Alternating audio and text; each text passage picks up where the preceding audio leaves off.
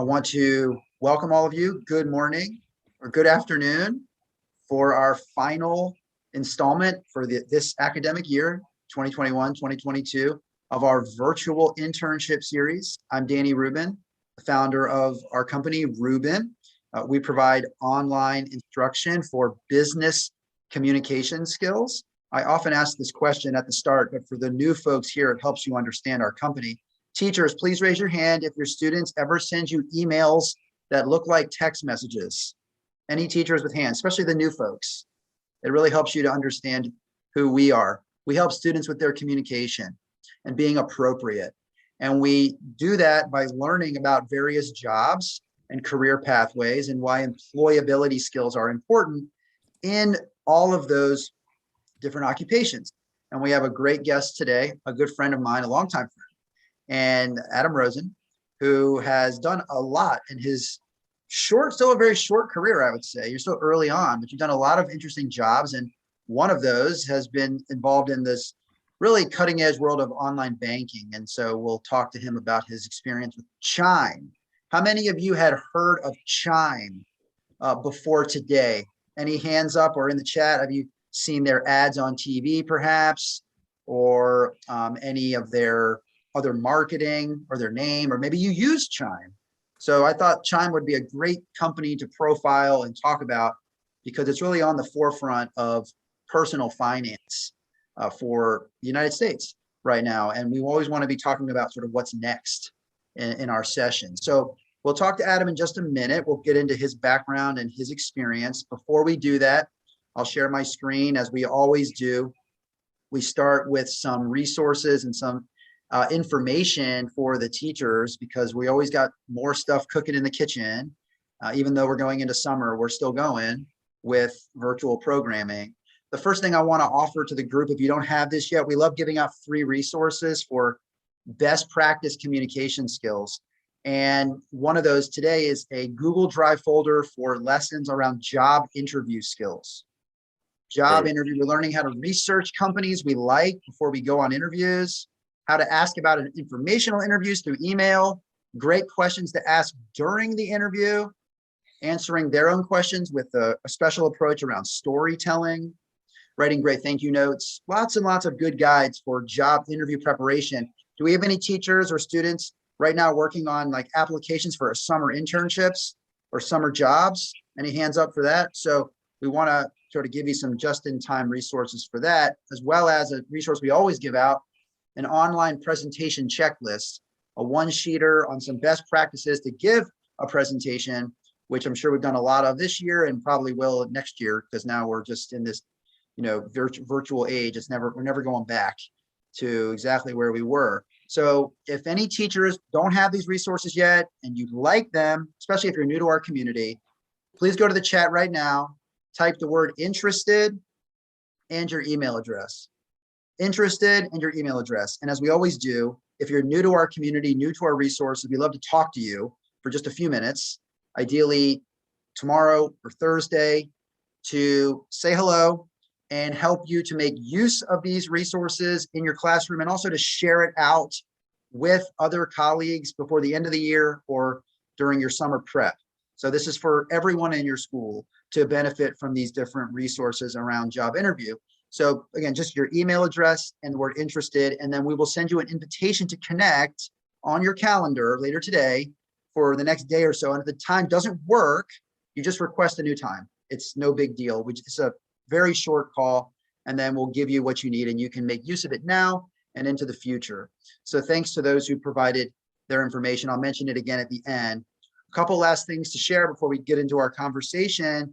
We did this last summer, and we're going to do it again this summer, a PD series for teachers, where we're going to cover different topics like lessons around diversity and inclusion, mental health, exercises, and more. We're going to cover 1-hour sessions over the summer, still working out the schedule, but we'll have it for you soon with dates and times.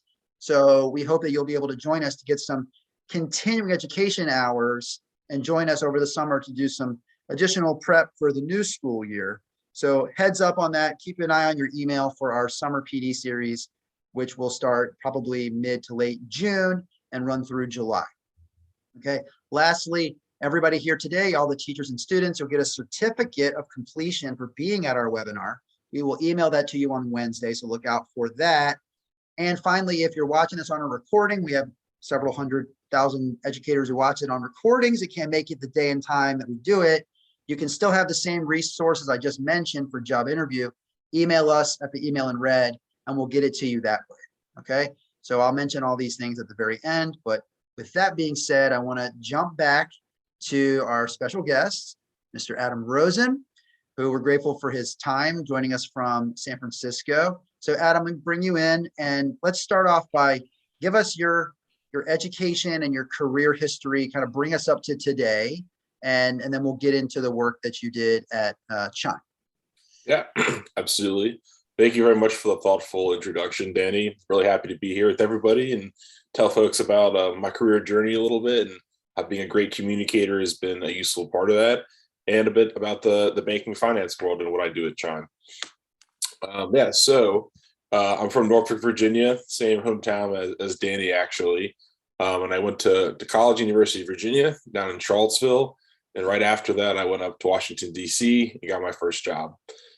I myself am a lawyer, so I focus on in various finance, banking, and business transaction types of law.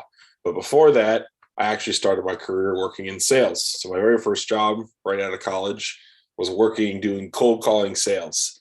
As some of you might imagine, if you worked in sales before, it can be a little tricky, especially when you're in the beginning, because you're basically calling strangers on the phone and asking them for things and not offering them a lot in return. But it was a pretty great job in the sense that it taught me very early on in my career how important communication is, and persistence, which is an often forgotten part of communication, especially in the business world. One of the most useful lessons I learned very early in my career is that if you reach out to somebody, send them an email, give them a phone call, and they forget to respond to you, it's less likely that they're just angry and are annoyed. They've probably just forgotten because they're busy, like we all are.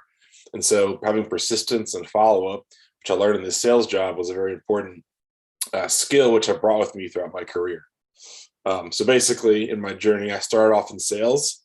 At a certain point, I realized that I wanted to do something a little different. I ended up in law school. And right after law school, I worked as a commercial and transactional attorney at a really large New York-based law firm, working on forming what are called private equity funds, which are basically big funds of money that investment banks are using to invest in different companies in the economy. And so I do different transactional deals, buying and selling different companies that did that. And then at a certain point, I realized I wanted to be a little more intentional in where I worked and work on products that I could actually see the effects of a little bit more. So I made the transition to go work at Chime by networking with my community and finding this opportunity actually through a Facebook group of colleagues from university. And a person on there I'd never met before was very friendly to me. And basically had a chat with me on the phone, and we discussed the role and how I like working at the company Chime. And basically I interviewed there and it was a good fit. So that was just one example of how networking and keeping your network strong can help you down the line. Really? A lot of people are very friendly and really want to help, like Danny said before. Yes. So you were at Chime, and let's just, before we get into what Chime is and what you were doing, I want to open up the floor. Students and teachers, this is your first opportunity. Go to the Q&A along the bottom row of Zoom and start putting your questions about banking and finance for our guests. Whatever is on your mind, I'll go through it. We'll pick out questions. So start putting your questions in the Q&A, not in the chat, but in the Q&A. And as you do that, let's just start off like, what does Chime do? How would you describe that in a few sentences? What's their purpose, Adam? Yeah, so Chime, where I work right now, is what people call a Fintech company, which stands for a financial technology company. In Chime's case, it's a Fintech company that's trying to help everyday people get access to banking and credit products where they may not normally have access to them. Traditionally, people go to a very large bank and they get a bank account, like a Bank of America or a Wells Fargo or one of these really large, giant companies. But what's happening right now in the space is that those banking solutions aren't always the best option for a lot of folks who who either don't have access to it, maybe don't have a high enough credit score to get an account there, through whatever situations occurred to them. And so Chime is helping fill this need in communities by basically offering banking services, which is really important to folks. If you think about it, for everything you need to do in your life, from, buy a car, find a place to rent, even buy yourself a new set of clothes, you're treating yourself, usually you need some sort of debit card or credit card, because the world sort of works on credit, where you borrow a little money in advance, pay for something, and pay it off over time. So Chime sort of helps solve this problem for the community. Thank you for that background. And I was showing the Chime website. And one thing that we talk about every time in our sessions, and we've been here all year, so I know somebody here will know this. What do we always do with our guests when we start talking to them? What do we show we did? It's a word that starts with an R. What do we always show? Can somebody put that word in the chat, please, who's been here before? What do we always show? Thank you. We show we've done our research on the company and what's going on in the person's background, or what's going on in the business. Now, one thing I did prior to the interview was I went on the Chime website, and I always encourage everybody, when you're on a website looking up a company, don't just go to the About Us, okay? You go to the news and you see because the About Us, you might write that in 1998 and don't touch it again. But the news is what's always updated. And so I went to the news page, and I saw one of the most recent things said the Chime CEO says the bank will end overdraft fees. Like when you withdraw your account past zero and you pay fees on that. So one thing, I just was curious about that as a decision at Chime, like what you think of that decision and why you think that's important, Adam, that the company is doing that. And then also, like, what does it say to you that I was digging around on the site, I read some news, I've done my background homework before we started talking, like if I was going to apply to work under you, what Absolutely. would that say? So talk first about like, why are they doing that? Why are they ending overdraft fees? And then, what does it say to do your homework? Absolutely. Great question. So overdraft fees and ending overdraft fees is one of the main value drivers of Chime and why we've grown so much. Throughout the banking system, there's basically a fee at most banks where if you have $50 in your checking account, and let's say you spent $55 and you went over by $5, it's a situation where your bank may not tell you, but they'll basically charge you a fee because you went over by a small amount, the amount of money you have in your bank account. And right now, banks make billions of dollars a year off people doing this, basically charging them when they use slightly more money than they have, which, it hurts people, in their pockets every single day. So Chime became famous by offering no overdraft fees. They have a cool service called Spot Me, which basically lets you, if you have your payment set up with them, overdraft by maybe like $100, $50 a month without incurring any fee. So it's basically providing a service to a ton of people who, are at the end of their paycheck, need to get some things at the end of the month, helps them carry over, and it's probably been one of the best features for our members because it changes people's lives so much. And what did it mean that I was looking at it? I had questions about it. Like if I was coming in to be an intern or work under you at Chime, like what would it say to you? Yeah, so I'm really glad you asked that question because it's really important. The most important thing that shows to me is that you value my time. You've done the research ahead of time to learn a little bit about me. You took 2 minutes of your day to ask some deeper, more insightful questions. Helps you stand out as a candidate because I think you actually care. You took the time to research me, and it shows me you're smart because 50% of people, if not more, don't ever do that. I love that. And I want to ask the group, because we do a lot of sort of call and response in here. So in the chat, he said, me doing homework showed that I valued his what? What did he say? Valued his what? What was that last word he said? Valued his, someone tell me in the chat. Because that is everything, right? I think if you respect someone's, worth is good too. Maybe he said both. He said a word that starts with a T. What was that T word? Thank you, Lael. But that's, you're right too. Yeah. Time. There you go. Got them both. Because that is what it's all about. You show you value and respect someone else's time, they're more likely to respect yours, right? So you gotta show you care first, and then it may often come back. It may not always come back, right? That's the world isn't, doesn't always go that way. But if you show you respect someone and value that, what they do, there's a good chance it comes back to you. And I'm sure you've used this strategy. You've landed lots of different jobs, and you're coming in and having to make people like you, want to hire you. So you're having Absolutely. to learn these yourself in the different roles you've had, right? Definitely. And I've, had someone tell me once, you should rarely ask questions of people in interviews or professional settings that you could not find out the answer yourself in less than 5 minutes. Because again, it just shows you're valuing a person's time. And, another example of this is even if you're interviewing with somebody and you know who they are, let's say you've been able to look on LinkedIn, which is a great networking tool, and see where they've already worked. You can save yourself some time and say, hey, like, I know you worked, pepper it into conversation instead of just asking somebody, oh, where Right. did you work last? Because you can find that information in like a minute.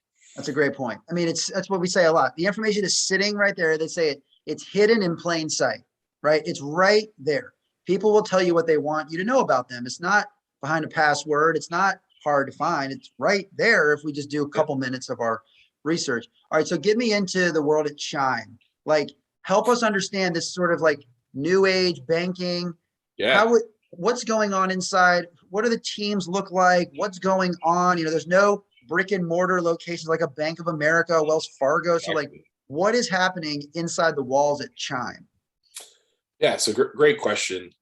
What's really interesting just right now in the banking and the fintech space is really how all these companies make money. At the end of the day, you have to ask yourself, like, when the company does a certain thing, what's their business model? Currently, most banks make money when they charge these overdraft fees we mentioned before, or they charge you interest on your credit card, or they charge you a variety of other account fees, like if you like I mentioned, the overdraft fee, but there's other fees for not having a certain minimum balance, things like that. Chime and a lot of these other fintech companies are actually making money in, I'll call it a smarter way, but a way that's more aligned with customers. Basically, Chime makes money whenever a person uses their credit or debit card. That's really the main time to make money. So that way, the incentives are aligned. If you're a consumer, you swipe your card, Chime will get a little bit of fee. So it's actually quite interesting in this finance space. There's a fee called the interchange fee, which every one of you probably interacts with at some point every day and just didn't know it. So whenever you use a debit card or a credit card, that's basically like, a little plastic communicator chip that's communicating between your bank account and the bank account of whoever you're buying from. So when you go into a 7-Eleven and you swipe your card, you're basically saying, hey, 7-Eleven, like, my bank's going to pay you. But to facilitate that, there are what you think of as card networks. So Visa, MasterCard, American Express, those big names you hear about, those are the companies that are sending the information between banks saying how much you should pay. Those companies make this money called the interchange fee, which is a very small percentage of whatever you swipe. Something like basically like 0.2% of a percent. So for example, imagine you went and you bought something that costs $1. Maybe 10 cents of that, or like two or 3 cents of that, would go to a company like Chime or Visa or MasterCard, who are running these card networks that make banking and finance as you know it operate. So that's how Chime makes their money, and a lot of these other fintech companies are making money in this space as well from that. Interesting. Okay. Who thinks this is interesting? Just learning basically how like credit cards work and where money's going. I think just understanding that just as a life skill, like knowing what's happening is very, and by the way, Mac from our team is here. She came in a little bit after we started. So Mac's in the chat if anybody has questions, and please keep your questions coming. Go to the Q&A, put your questions about banking and finance and how to get into that space, what job, what class you should take, what skills you should have. Just start putting your questions in there and we'll get them answered. So thank you for explaining Chime. Now explain the team that you are on. And again, we talk a lot about there's lots of different jobs inside an industry, right? So you're providing legal expertise at a banking company. So tell us what you're doing on your team. Yeah, so really great point, Danny. These companies are huge and they have tons of different teams. I myself, since I'm a lawyer, I'm on what's called the legal and compliance team. So I'm the team that is basically working with all of the non-legal folks, which in the case of a tech company like Chime is, the engineering team, the team that is building the products. They're the ones who are basically trying to draw pictures of what the screens are going to look like or what the new products are going to be. With the marketing team, we have a whole finance team who does more of the strategic number crunching of like what kind of rates can we offer on the cards. all those different groups I work with. So I'm sitting right in the middle of every single team. In our world, they call that like a cross-functional relationship. I'm basically working with all these people on the teams instead of just working with only other lawyers. And so I work with a few other different types of lawyers. We have an intellectual property lawyer that I work with who helps do trademark and intellectual property matters. We have a privacy law specialist, which is pretty interesting. They help make sure all the data that the companies are collecting isn't shared inappropriately. We have a whole risk and financial crimes team, which is a really interesting area. At a lot of these banks or companies that work in the banking space, there are all these regulations about moving money around and doing checks to make sure people aren't getting the money from illegal sources or basically like funding terrorism. So that phrase or the practice that does that is called AML, which stands for anti-money laundering. It's a huge opportunity area right now, I would say, in the banking space. Wow. As all these companies are trying to increase their teams. It's an interesting opportunity to work on, securing people's money, making sure fraud's not happening. But there's tons of jobs in this area, so something to think about. Real quick, I want to just kind of, again, make sure the group is hearing that. What was that 3-letter, that acronym that he just said? What were those 3 letters in a row? Who heard it? This is where these sessions are about.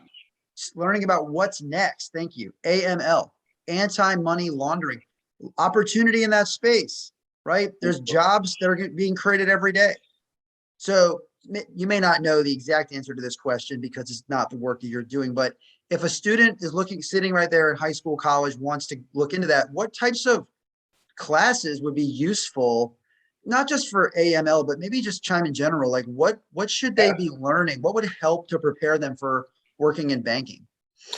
Definitely. So, it's a pretty broad field and a lot of different areas in it. And it depends, honestly, how technical a person someone is.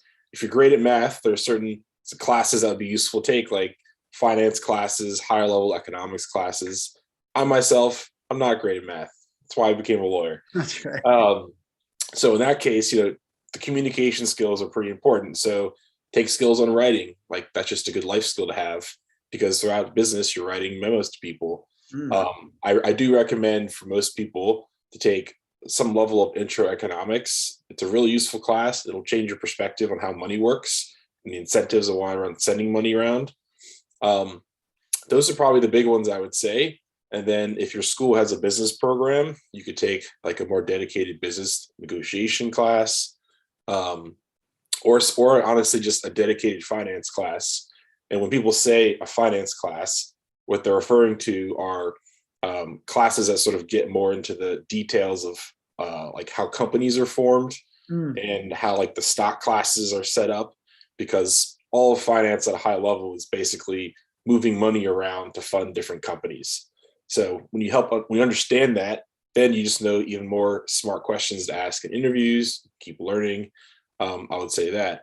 But for AML specifically, these days there are actually a lot of schools that offer programs specifically teaching skills in this area because it's in such high demand. Wow. You also get business certifications, which are relatively easy to do. Study for a few weeks and take a test, and you put that on your resume, and very hireable skill. Great stuff. Really good. Different types of courses to focus on.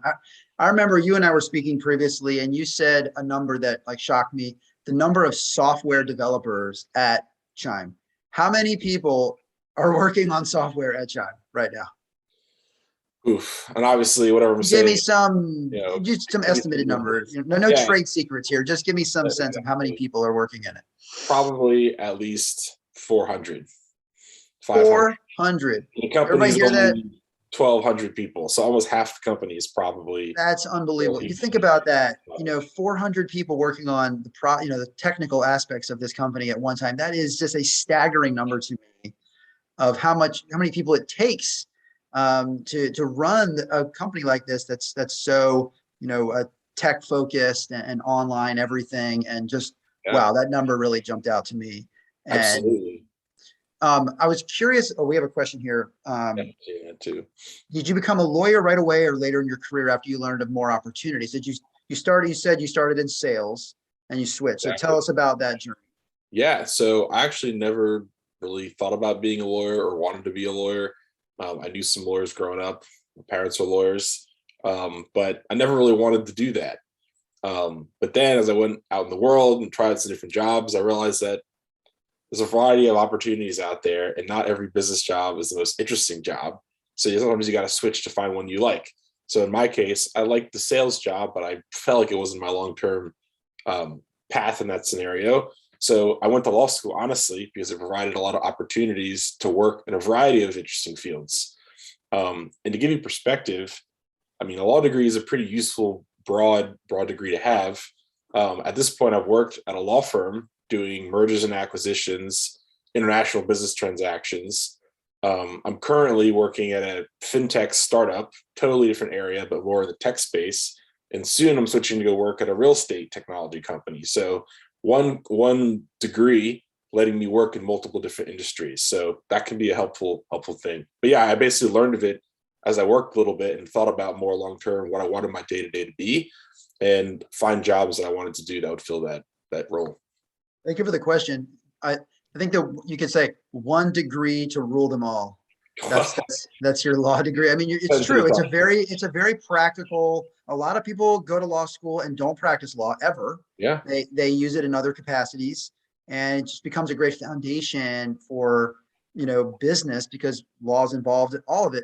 Can you, without revealing anything sensitive about Chime, I just want the students to understand sort of like the process of, right now the platform's there. There's the mobile app. They want to make like one change to one button, like, Sure. But that's a whole animal unto itself. So like, help us understand like what the process is to update something on a sensitive website, like a financial services website. Like what has to happen, and what's the process there? Absolutely. So, there's tons of moving parts, and I'll give you like a brief explanation, but it really shows how the different teams interact. Yes. So generally, like at these technology companies like Chime, they're always trying to make new products and new features. What people mean when they say that is basically, it could even mean adding a button to a screen. So I'm trying to think if I still have my app here. Let me just pull it up. So folks can see me here. Like, this is basically my Chime app. You can scroll through and look at things. Each one of those things listed is what we would call like a feature or product. We have a savings account, we have a debit account, we have the ability to move money between accounts, send money to your friends, all these different things, overdraft features. Each one of those is a different feature. And basically someone called a product manager is the person responsible for dreaming up this product and how it's going to work. So, for the overdraft feature, for example, someone probably thought, how do we offer this to people? How do we build it? So they're thinking about the economics, like what kind of money will it cost to build this? They're thinking about how much time will it take the engineering team to actually code this. So the engineers at Chime are like computer software engineers. So they're sitting on their computers trying to code, the format of what the screen's going to look like, or where the text needs to go, or what happens when you click this button. So when any of those things change, it basically triggers a whole series of events where you're talking to the product manager. They're trying to get the engineers to make the change for you. We're coordinating this with the marketing team at the same time. If there's going to be a new launch, how are we going to talk about this in the public? Maybe our head of public relations is going to make a press announcement, and that has to be coordinated too. So all these different moving steps. In the case of Chime, since we're not actually a bank, we have these banking partners we work with. They also have to review a lot of what we do. So after figuring out internally what we want to change, then we send it to our external banking partners and basically negotiate with them, which is a whole different team of folks to get agreement on. So it becomes a complicated process, but it's interesting. And as a result, you really see how one small change can affect lots of different areas. Well, you're leaving something out, which is the role that you played, which is okay, true. You come in. Some people might call you a wet blanket at your company, right? Because you're coming in and you come in with your legal perspective, and what do you have to do? What role do you play?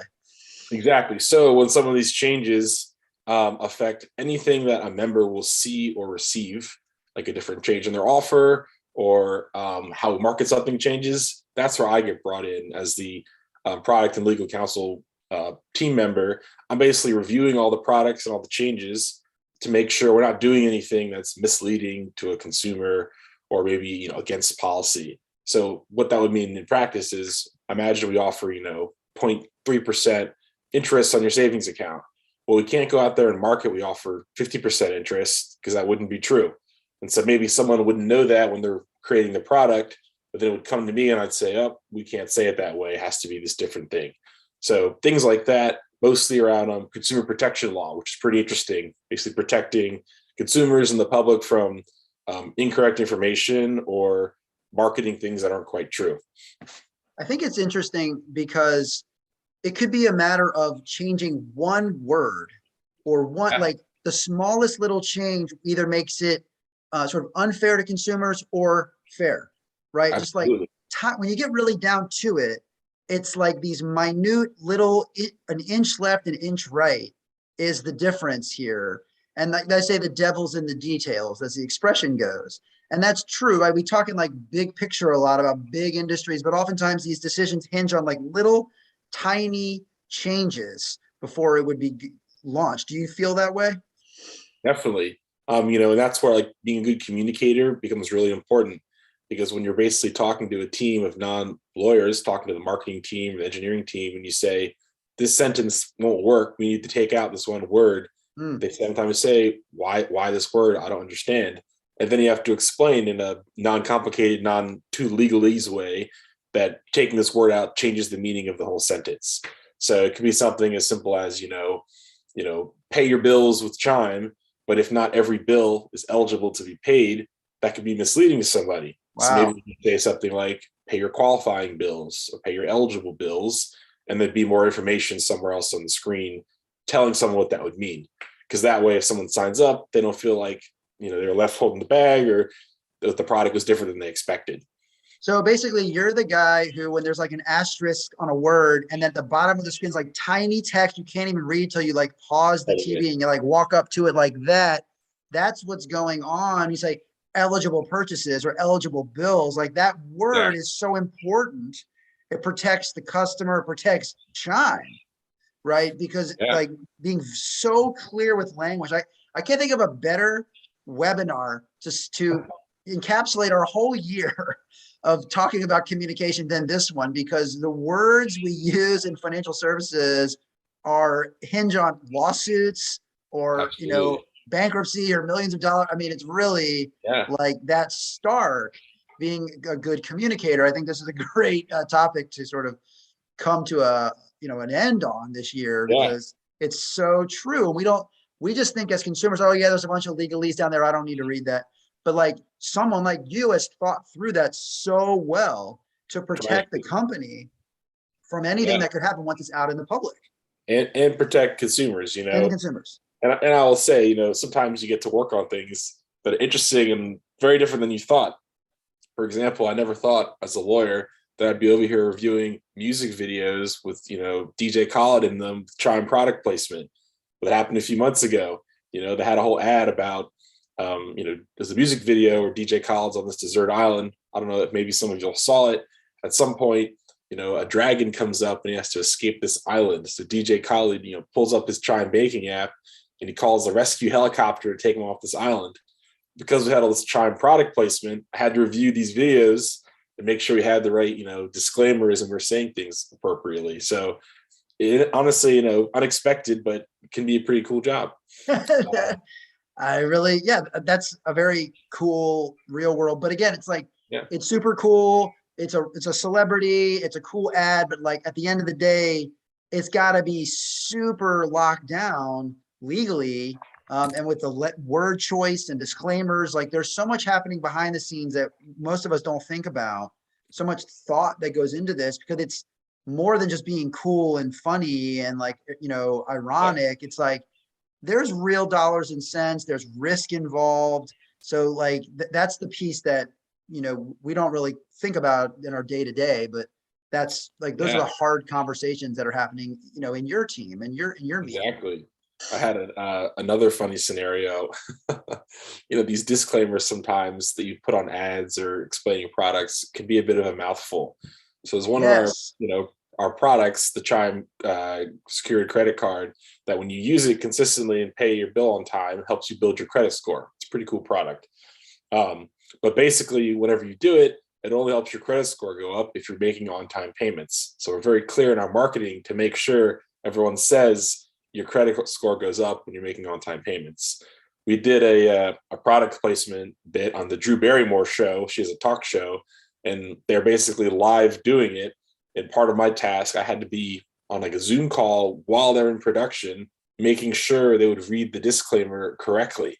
And it took a bunch of takes because it was like a tongue twister and they couldn't do it. So basically I had to keep saying, oh, Drew, you gotta like say that again. And she would try to do it one more time. But it was just funny.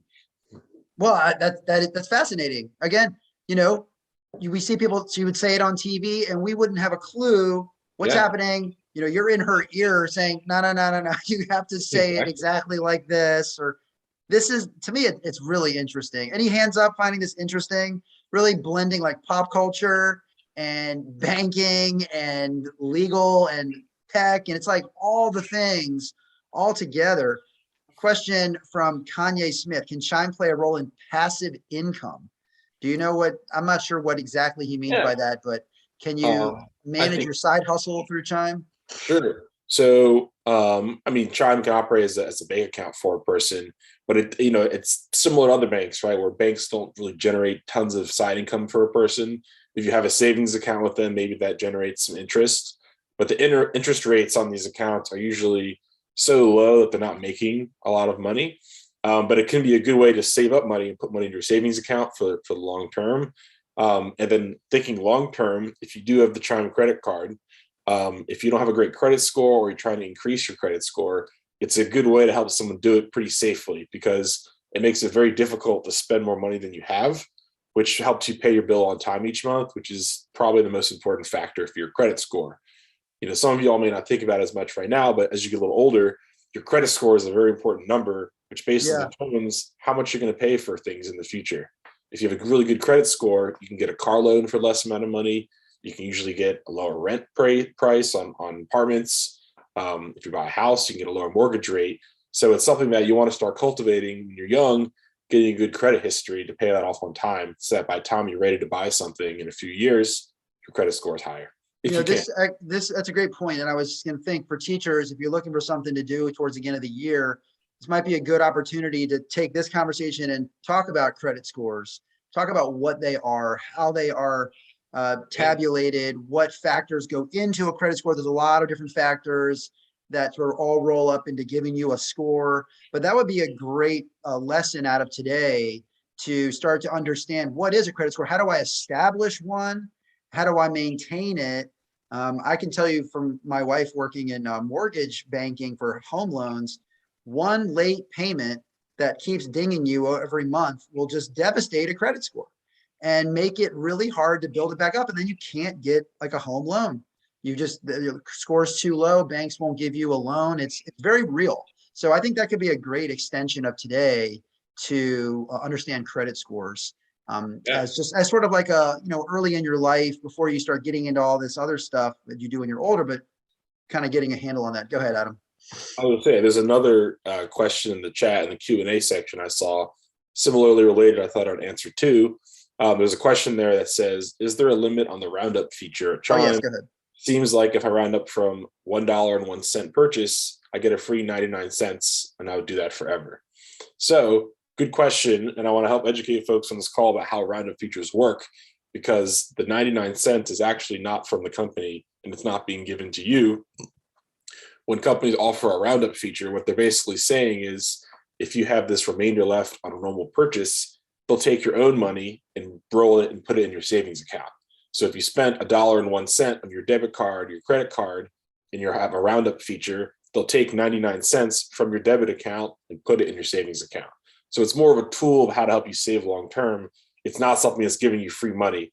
So I just want to help folks understand that, because it's a common thing you might see around, and don't want you to think the deal is too good. That's it. Thank you for bringing that up and explaining it. As we sort of head for home, I want to reiterate for some folks who came right after we started, the educators here, the teachers in the Zoom with us, we put together a library of free exercises for job interview skills. some of which we've talked about today, like researching a company before you step in that room or step into that virtual interview, how to ask really smart questions, send a great thank you note, lots of practical examples in a free Google Drive folder, which you can use or share with your team. And if you don't have this yet, I'll tell you how to get it. We also have an online presentation checklist. We've given it out all year of quick reminders of what to do, what to say when you're doing a virtual presentation. And if you missed this at the beginning, this is how to get both items. Go to the chat, type the word interested and your email address, interested and your email address. And if you are new to the Rubin community, we'd love to chat with you for a minute on the phone.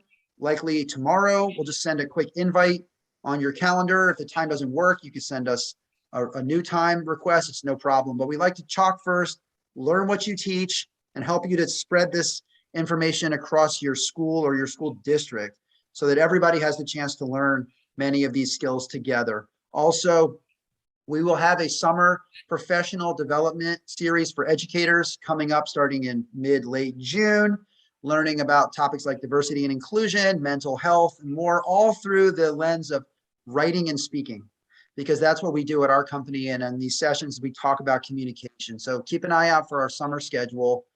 Finally, everybody here today will get a certificate, students and teachers, for attending our session. You'll see when you get it that you can put the student's name right there above the date. So you can customize it for each student for their portfolio if they have one. And also, if you're watching this on a recording, you can still have our same job interview resources. Send us an email to the email in red with that subject line, Rubin interview worksheets, and we'll get it to you that way. Let me make sure I didn't miss any final questions. All right, so we're about just a few more minutes here. So Adam, so you mentioned it a little bit. You are actually transitioning to a new role. Let's kind of end on the future. So how will you be extending your legal skills and your business skills? What would you be doing in this new role, sort of real estate tech? Exactly. Yeah, good question. So this is a pretty fresh transition. I actually just left my Chime job last week, and I have a new job at a company called Compass, which is a real estate technology company. They basically make technology to help realtors sell houses more easily. So if you're a realtor right now, maybe your wife wants some of this, Danny. But basically, I'm listening. Okay, yeah. So if you're a realtor right now, it's pretty hard to do different parts of your job with one software service. Imagine you want to keep a list of your clients, and another one you want to basically make flyers to go sell the open houses, things like that. They're all using different services. So this company, Compass, basically makes this technology tool that makes it really easy to do all those things all in one as a realtor. So I'm going to work there as a product counsel lawyer to do more of what I've sort of been doing at Chime. But so now I'm not going to be in the financial services world. I'll be in the real estate world a bit more.